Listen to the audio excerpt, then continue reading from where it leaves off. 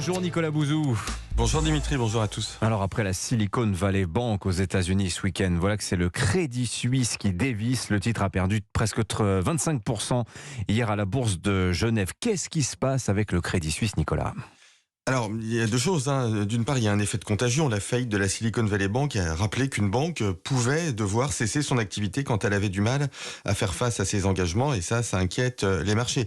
Il y a une deuxième chose. Le Crédit Suisse a des problèmes qui lui sont propres, évidemment. La banque a été mêlée à des scandales. Elle a perdu beaucoup d'argent en 2022. Et surtout, son principal actionnaire, qui est la Banque centrale saoudienne, a déclaré ne pas vouloir l'aider en renflouant son capital. Et ça a considérablement inquiété les marchés. Bon, heureusement, la Banque centrale suisse a pris acte de ces difficultés et elle a accédé à une demande de soutien de Crédit Suisse de l'ordre de 50 milliards d'euros pour que la banque puisse continuer son activité normalement. Ouais, alors, il faut dire que Crédit Suisse, c'est quand même plus gros que la Silicon Valley Bank. On est là quand même dans l'une des 30 banques dites systémiques à l'échelle de la planète.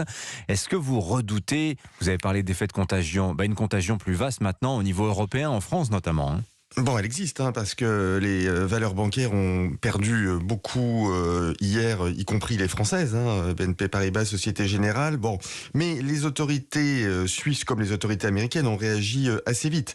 Mais il est clair que le climat des marchés financiers reste incroyablement fébrile. La circulation des infos sur Internet accélère les paniques bancaires. Je lisais hier la lettre de Larry Fink, c'est le patron de BlackRock, qui est le premier gestionnaire d'actifs au monde. Bon, il explique que la montée des taux d'intérêt qui est due à l'inflation met les banques sous pression et révèle les fragilités du secteur financier. On ne peut donc pas exclure que les autorités doivent aider d'autres banques fragiles. Alors justement, la suite, ça pourrait ressembler à quoi, Nicolas ? Écoutez, je cite le prix Nobel d'économie Joseph Stiglitz, qui déclarait hier à l'AFP que les banques sont plus solides qu'en 2008, mais qu'il y a encore des progrès à faire.